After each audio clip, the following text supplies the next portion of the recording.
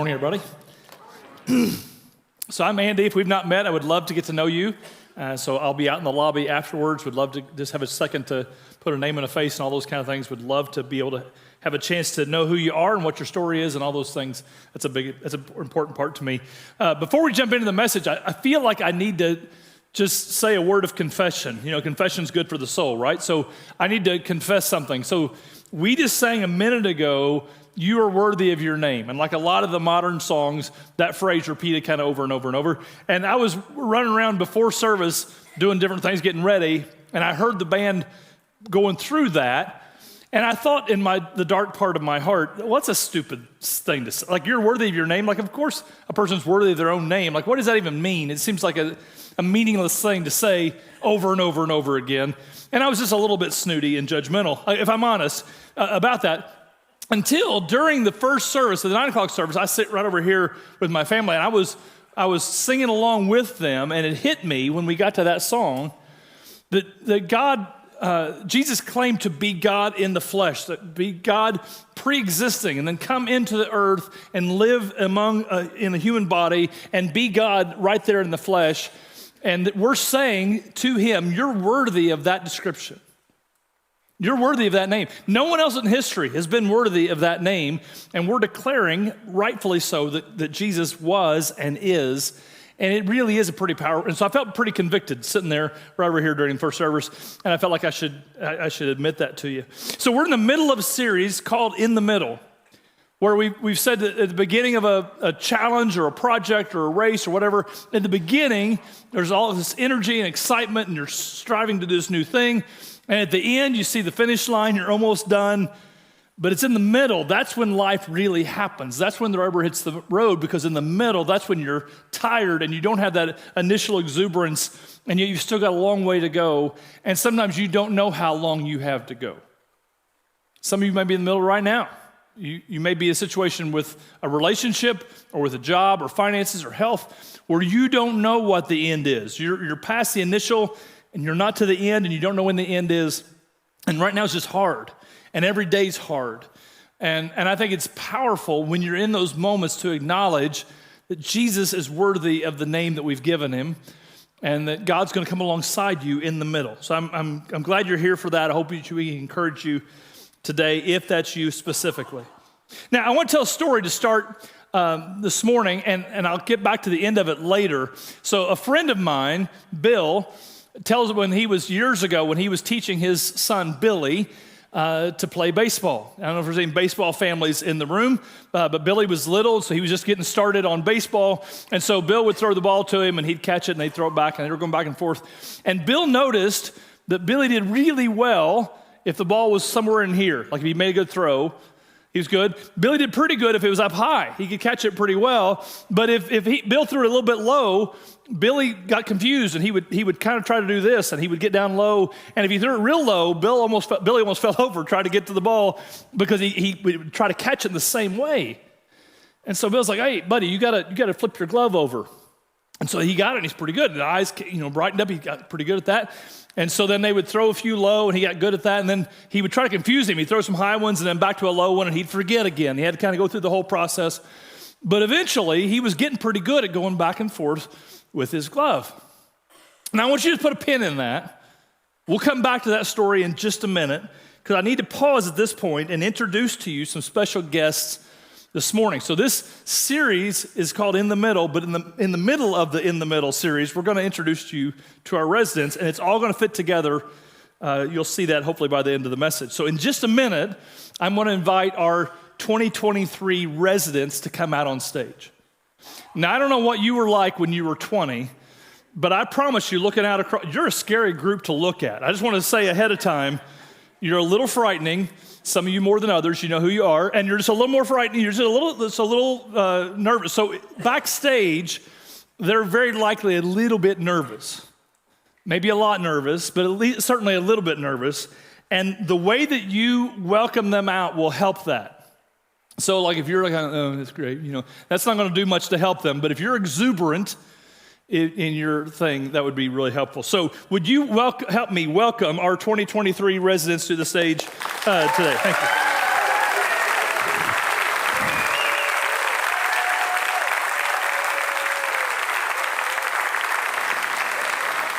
Look how excited they were just to meet you. That's good.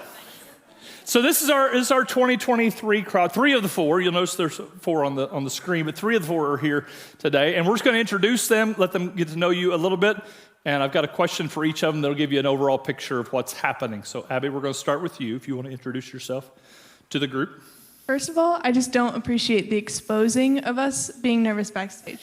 That just felt a little like everybody we except for Abby was nervous. Let me just go ahead and clarify. No, I'm just saying, Okay. We could have been calm, cool, collected, and you'd have no idea. Okay. So I'm going to have to come after you now. Is that what you're saying? No, is this a please challenge? don't. That's what this is. Okay, Abby, No, what'd you introduce yourself? Hi, I'm Abby Morris. I'm originally from Colorado, but I live in Texas now. So if you've already met me, yeah, hi. We have a Texas. But if I've already told you one or the other, I promise both answers are true. I get confused sometimes, but I am going into my junior year at Lipscomb University in Nashville, and I'm studying ministry and psychology. Okay. So one of the big things about residency is being able to invest in them coming along behind us. Ministry works that way as everybody feeds into other people. So have you had anybody who's especially helpful in your life who's mentored you and poured into you? Tell us about that. Yeah, so I actually have 2 answers to this question. But first, I think it's important to distinguish why I have 2 answers, and that's because I feel like there's 2 realms of ministry. The first being like capital M ministry, which is like, to me, like vocational ministry, which is like what the 4 of us do and what all staff at a church do, which is like our calling, our vocation, what we want to do as a career ministry, versus lowercase m ministry, which is like our charge as believers and our responsibility as followers of Christ to minister to the world and to be ministers of reconciliation, and just that kind of difference. So the first influence that I have had in my world of ministry is my capital M influence, which is my youth pastor, Becky. She was the youth pastor at my church in Colorado right before we moved to Texas, and she was the first woman pastor that I had ever been a member of a congregation under, and she just showed me a lot of what it looked like to be a super strong leader in a world that doesn't have a lot of women in it. And when I moved to Texas and COVID happened, I really felt this pull to like go into ministry, and she was the first person I called to talk that through, and she really helped like affirm that within me. And so she really helped push me and help me distinguish what my calling is. And then the second influence is my parents. They are amazing, first of all, but they also were deacons at our church in Colorado, which I think is incredible to have that kind of influence in your life from such a young age, i.e. birth. But just having that influence of people in your life working in the church and being leaders and just pouring Christ into you in every aspect of your life, not just on Sunday mornings. Okay, very good. Welcome, Abby, if you will. Next in our row here is Jordan. Jordan, you want to introduce yourself? Hey guys, my name is Jordan. I want to start by letting the record state that I've never been nervous a day in my life. Thank you very much, Andy, though. So my name is Jordan. I'm originally from near Grand Rapids, Michigan, so shout out to all the Michiganders in here and online. I know my family is watching back home. And I go to Johnson University now, which is in Knoxville, and I'm studying youth ministry and preaching. I need to, sure, you can clap for it, it's fine. I need to clarify, none of them were quite this sassy first hour. I think round 2, it's a good thing we don't have 3 services, because I don't know that I'd want to do that with this group. So Jordan, your question was, what area of residency have you chosen, and why is that important to you? Yeah, so I am on the student ministry track here, so I'll be working with the middle and high schoolers all summer with Abby and Rob and everyone else. And the reason I'm there is I got my calling when I was actually in high school, and I just see a need. So you guys are probably not strangers to the fact that everyone says that this generation is the most anxious and depressed generation. I'm sure you've all heard that 1,000 times. But I also think that this generation has the most hope, and I think they're the strongest. I think they're the most resilient, and I think they're going to create the most change, not only in our world as a whole, but also in our church as well. And so I'm just really excited to be a part of that and to partner alongside students as they're figuring out what that means for them in the season of life that they're in the season that they're going to be entering into, whether that's going to middle school, high school, or college, and just partner with them to kind of share what I've learned along my journey as well.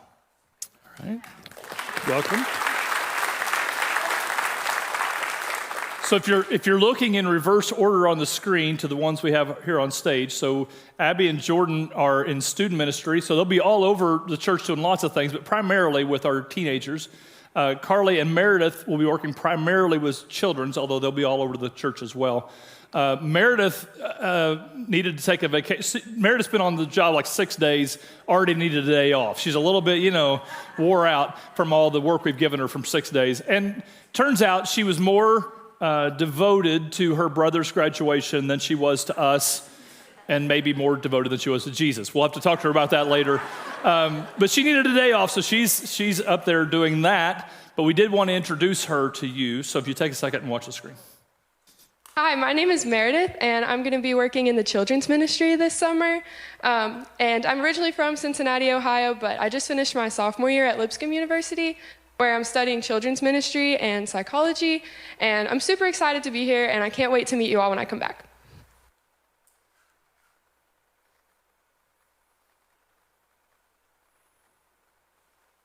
I think there's a lot of things that I can say for this question because there's so many things that I love about the church and want to see grow in the church, but the biggest thing that's really been on my mind lately is the idea of bringing the whole person into the church and not just the Sunday morning version of a person. I think, there's a lot of people who are just really scared to be their whole selves in church or to bring just things that they're struggling with into the church, and something that I hope for is to see people be able to do that more and just to really be open about what they're going through and who they are. And one way to do that is just talking more about mental health or other current issues that people may be struggling with. And WellSpring has done a great job of doing that for me so far and just wanting to know me and welcoming me in. And I can't wait to learn how to do that better for other people. All right, sure. First service said the same thing. They clapped for her. She's not even here. I don't think you have to clap for her. She's on vacation today. I don't think she deserves that, but that's okay. That's fine. We'll pass along that you clap for her. Every year we've had seems like a great crop of residents, and this group seems like it's going to be phenomenal. Last year's was a bit of a dud. Last year's crop is a bit of a dud, and so we're grateful that a new group is coming in, breathe some fresh life into the program to kind of turn a page from previous. Even though you're being rude to me, I actually was going to encourage you that I was nervous, so you're right about that one. You got that one. I'm just teasing. We love to have... Carly, why are you here? Why are you still here? Okay, we'll get to that in a minute. Carly's going to introduce herself first, and then she's going to tell us what she's learned. So, Carly. First, I'm going to say I'm being held hostage, so SOS, if anybody wants to save me. Our residency program is the Hotel California. That is how that works, so that's good. Do I need to introduce myself? Or do Sure. I'm sorry. Stage is yours, Carly. Okay, my name is Carly. If you don't know me, I am old news at this point, but I have been here since last January working with the kids, and it's been wonderful. I also go to Lipscomb with Abby and Meredith. I will be graduating next year, next May, and I am studying theology and ministry. And I'll answer my question, too. Yeah, answer your question. Tell us what you've learned and why in the world are you still here. Yes, tell us. Okay. So when I sat down to think about how I was going to respond to what I've learned being here at WellSpring for over a year, I was overwhelmed, but in the best way, because there are so many things that God has taught me since being here. And it just made me really excited to be here again because I remembered all of it over again. So some highlights. I would say first is I have been able to learn what a healthy church looks like. And that is on two different levels, but I think that's really important because going into ministry especially, I now know what to look for when I'm getting other jobs or I'm looking at different congregations or even as I just figure out what God's desire for the church is. I think WellSpring has shown me a lot of that, which is really sweet. And again, it's on two levels. So from the staff perspective, I have seen that things like how to handle church finances wisely or plan events or prioritize prayer, things like that. And then from you all, I have seen how you love your church body so well and how you serve each other so faithfully. And it has been a huge testament to me of, again, God's design for the church and God's character for us. And so that's been really sweet, and you guys are awesome. Secondly, I would say that I've learned something on a more personal level that sometimes you don't know the gifts God has given you until you do something for the first time. And so I had to do a lot of things being here this summer, and I think we could all relate to that at some point, because God has given all of us gifts to edify the church body, and at some point we have to do something for the first time, and it may feel new and uncomfortable, or we may feel unequipped to do it, which I felt a lot here. But in those things, like planning events or having conversations with kids or teaching different age groups, things like that, I was given a lot of freedom to do new things. And every time, or most times, I would stop at the invitation and say, well, I can't do this. I'm not equipped to do this. And then I would get some encouragement and no choice but to do it. And what I realized when I stepped out of my comfort zone was two things. One, more of who God has designed me to be. I was able to discover that. But more importantly, I was able to see how incredible God is, that he makes all of us so unique to make up the church together, which was a really cool thing to see and learn about and just get put into perspective. But yes, whenever I've stepped out of my comfort zone, that has been a place that I've learned a lot about me and about my future of wherever I'm going. And I think WellSpring is a great place to figure those kind of things out, which is why I chose to stay and felt God leading me to stay. Because, again, I've been given freedom to do a lot of things that I didn't think I'd get to do until out of school at least. And in those things, I have felt challenged and pushed out of my comfort zone and all the things. But I've also been feeling incredibly encouraged and supported in the fact that whether I made a mistake, which I did a lot, or I succeeded in whatever task I was given, I knew that I was being guided and led by people who loved me and supported me. So that has been really empowering, why I chose to stay. And something I tell my kids every Sunday in elementary is that Sunday is my favorite day of the week because I get to be here with you all. So I am humbled and honored that I get to be here. Thank God constantly for it because I am learning a lot. So thank you guys for putting up with me for a little bit longer. For sure. So this is the third crop of residents we've had. So Carly will be here through the end of the summer. The other three will be here till December. And I keep thinking at some point we're going to get a dud crop. We're going to get a group that just, I don't think this is the year. These guys are already showing themselves to be fantastic. You've already seen some of that. Would you just, I almost forgot one more thing. This is real important. We have them over to our houses to feed them dinner a couple times a week. Some of you have done that in the past. Some of you have not yet done that. Some of you right now are thinking that's an obligation, like as a part of the church, I should do that to fulfill it. That's the wrong mindset. If you don't have them in your life at some point in the next several months, you're missing out on that. Your kids are missing out on that, certainly. So do something with that. If you don't know how to sign up, let us know at the information table. I can tell you that, or we'll send out emails. But you should invite them over and feed them. They're a great group. So will you one more time say thank you to them as they go off the stage.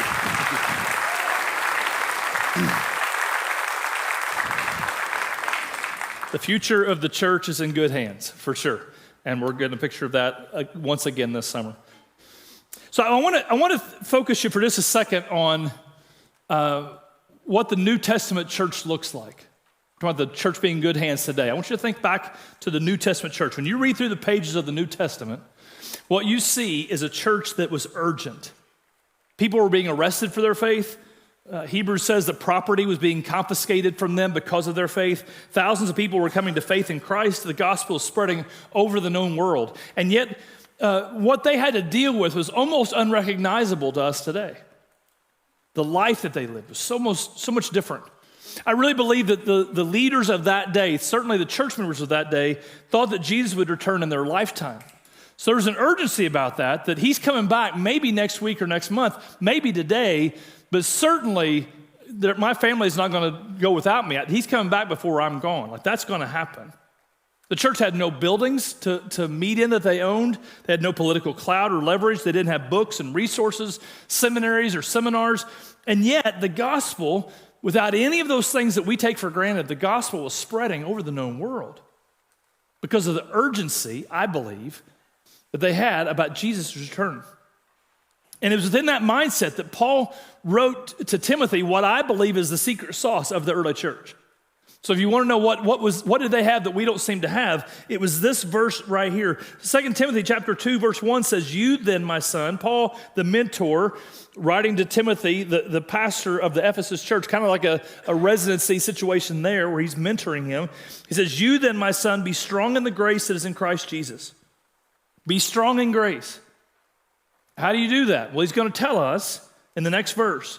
It says, "The things you have heard me say in the presence of many witnesses, entrust to reliable people who will also be qualified to teach others." That's what the gospel looked like in the beginning, is everybody passing it along to those around them. That was the beginning. We're talking about being in the middle here. So the beginning, the gospel looked like that. At the end, the gospel looks like Jesus making everything new. In the end, the gospel looks like Jesus wiping away every tear from every eye. But we're not at the end. We're not at the beginning. We're in the middle. And in the middle, things don't feel new today in the church. In the middle, we still have our fair share of tears today. Some of you right now are going through terrible struggles and hurts and longings. It doesn't feel like Jesus making everything new and the tears being wiped away. We're in the middle. And in the middle, with all of our freedom, with all of our affluence, with all of our technology and communication that the early church couldn't even fathom to spread the gospel, in the middle, the universal church is not thriving. It is in certain parts of the world, but not in a lot of places. And the gospel is not spreading over the known world. Again, certain parts of the world see that, but you don't see a lot of it in the West. The news for the Western church is not always very strong. And I think it's because in the middle, even with all the stuff we have that they didn't have, in the middle, we've lost the simplicity of the secret sauce that Paul gave to Timothy. "The things you heard me say in the presence of many witnesses, entrust to reliable people who will be qualified to teach others." Do you see the 4 generations of mentoring happening here? You have Paul, the mentor, instructing Timothy, the pastor, who entrusts the gospel to reliable people, that's the congregation, who then teaches the world, everybody else. It all spreads from there. Paul to Timothy, to reliable people, to others, mentor to pastor to congregation, to the world. The key question, I think, for us to look at, you guys to look at, also the key question for me to look at, the key question for every church and Christian to look at is, am I a reliable person? The gospel's been entrusted to me. Am I reliable? So when the gospel is passed down to me or you from family or from a teacher, from a mentor, from a church or a friend, when the gospel is passed down to you, whether you were a child or a teenager or even hearing the gospel for the first time as an adult, when the gospel is passed down to you or to me, am I reliable with what's been entrusted to me? So Amy's been watching this show recently on television, and it's a bit of a drama show. It's kind of got a British monarchy feel to it. I've not really kept up with all of it, if I'm honest. I know little bits about it. I've seen little bits while I'm in the room.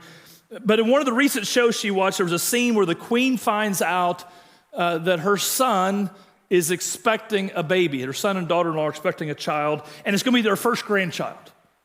Now, I just want you to know my testosterone went down 10 points, even the fact that I knew that, right? It's not my show. But the queen goes to her husband, the king, and says, "You're going to be a grandpa." And the exciting part of that wasn't that he was going to be a grandpa. That was exciting. It wasn't that his son was going to be a father for the first time. That was exciting. But what the queen was most excited about was the king's legacy would continue. The king, who wasn't in great health, was going to have his legacy continue because he would have an heir beyond the first generation. It's a little bit the way that I think the early church saw the gospel. They didn't have buildings. They didn't have any political clout. They had no leverage. They didn't have all of our resources or communication ability or freedom. So if the gospel was entrusted to them, they best be reliable to pass it along to someone else because they had nothing but the gospel. And the gospel was enough. I mean, today, because we have so many things beyond the gospel, today I think sometimes we get distracted as a church and we put our emphasis on all the other things besides that one thing which is so vital. I think the church is designed to be kind of like a hospital, and people come in from the world without the gospel, and they need the life-transforming, eternity-altering treatment that only the gospel provides. And they go to the church, the only place it's available to get that, and sometimes they get everything but that. Let's picture it this way. Let's say you had some sort of terminal disease. And there was one particular hospital who had the treatment to this one particular disease. And so you had all kinds of symptoms, all kinds of pain, all kinds of fear. And so you go to that hospital. You go to great lengths to get into that hospital. And they're doing the triage with you to find out what's going on. And they're like, hey, before we talk to doctors and treatment and all that stuff, can we get you a facial? Like a facial? I'm in pain. Can you help me out? Okay, well, we'll get to the medicine stuff later. But we want to take you down to our spa, give you a massage, maybe get your nails done. Like, are you crazy? I'm here to get my treatment. I'm sick. Like, okay, well, we'll get to that. But first, let's go by the gift shop because we got all this neat stuff in the gift shop. May get a card for your family or something like that. You might even leave the hospital because that's not why you came. All that stuff's great if you're getting the treatment. And I think the early church had the gospel, and that's all they had. They didn't own any buildings. They had no political clout, no leverage, but they had been entrusted with the gospel, and that's all they had, but it was okay because that's all they needed. Today, the church has been diluted with everything else, and we've lost track of that which is essential. So that's the beginning. Let's look at what happens at the end. This is a fascinating passage to me. Revelation 12 says, then war broke out in heaven. Michael and his angels fought against the dragon, and the dragon and his angels fought back, but he was not strong enough, the dragon, and they lost their place in heaven. This is describing Satan being kicked out of heaven by the armies of God. It says the great dragon was hurled down, that ancient serpent called the devil or Satan, who leads the whole world astray. He was hurled down to the earth and his angels with him. So Satan stood up and said, I think I'd like to be God. I think I'd like to worship not to go to God, but to me. And some of the angels said, you know what, we think maybe he is the right guy because he was so charming and beautiful. And so Satan and all of those angels, about a third of the angels, were kicked out of heaven. It says, then I heard a loud voice in heaven say, now have come the salvation and the power and the kingdom of our God and the authority of his Messiah. Jesus has come. For the accuser of our brothers and sisters who accuses them before our God day and night has been hurled down. So Satan is described here as an accuser, one who accuses the followers of God, one who accuses us. And I just want to say to you, many of the nasty things in your mind about you are not true. Many of the accusations in your head, the insecurities that you wrestle with and strive to get over in your own mind are not from you. They're not from the Lord. They're not true. And the liar, Satan's also called a liar, is accusing you and filling your head with that hellish garbage. And it's not true. Our accuser, the liar, wants to take you out. And he uses his accusations and lies to do so. So this verse says we are living in a time when salvation has come. We're living under the power of the Almighty God in the kingdom of our God and under the authority of Jesus, our Messiah. And it says the church triumphed over Satan by the blood of the Lamb and by the word of their testimony. They did not love their lives so much as to shrink from death. Therefore rejoice, you heavens, and you who dwell in them.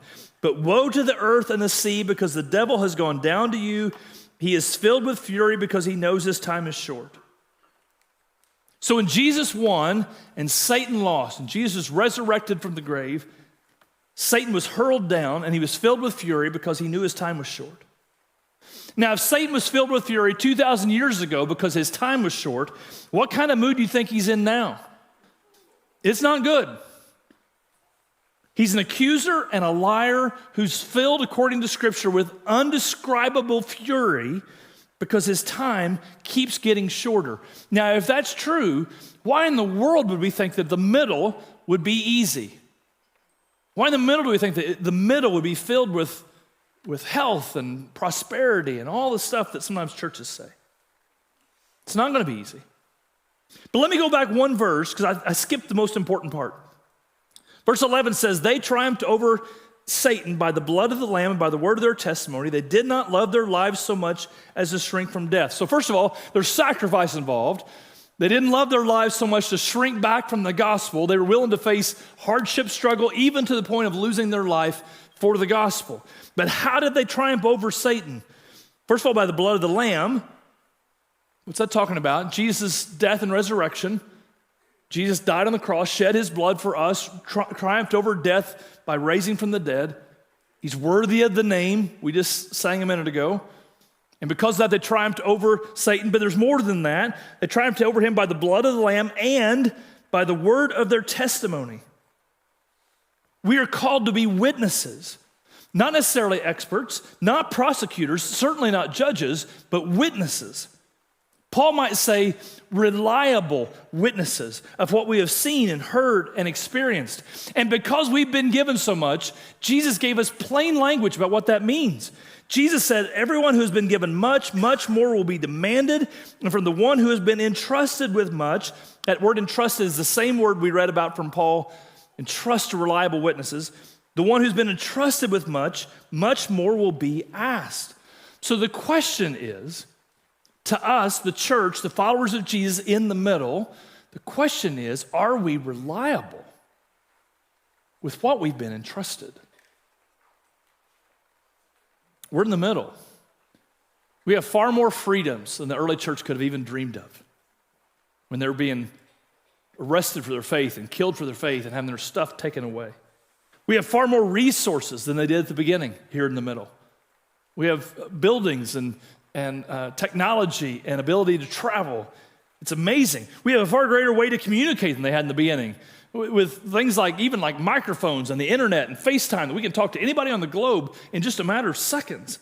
But in the process of getting all those extra great tools, we have missed out and neglected and become less reliable. The average Christian today is less than fully reliable with the gospel that they've been entrusted. I want us to look in the mirror. And as always, that starts with me. I've been entrusted with much. Am I reliable in what I've been entrusted with? Are you reliable with what you've been entrusted with? I said a minute ago that my friend Bill was teaching his son Billy to play ball, and he would catch it well here or here, but if it went down low, he struggled to get his mitt turned over, and so Bill was helping him with that. Well, by the time he got figured out what was going on with his glove, his wife said, "Hey, Bill, can you come and help me out with dinner for a second?" So he said, "Sure." So he goes inside, and he's doing some stuff there in the house with dinner, and he goes to wash his hands before he goes back out to play baseball. And when he goes to wash his hands, he looks out into the backyard and sees Billy with the neighbor kid, and they were playing baseball in the same place that Bill had been playing with him just a moment earlier. As he's washing his hands, he sees him throwing the ball, and the neighbor kid, just like Billy before him, was pretty good at catching up here, but when he got down low, the neighbor kid would scrunch down just like Billy had done. And he said his heart kind of beamed as he watched Billy go over and say, "No, buddy, you got to turn the glove over." And he showed him what he had just been taught just a moment ago. And the kid, just like Billy, was beginning to get it, and they were playing this together. And he said, it hit me. Billy can't play much better at all than this other kid can. Like he just starting out. He's just beginning to figure out how to even work the glove. But he knew one thing, and that one thing was something the neighbor kid didn't know, and so that one thing was something that he could help him with. I think one of the reasons we're not very reliable, a lot of us, there's a lot of reasons. We get distracted.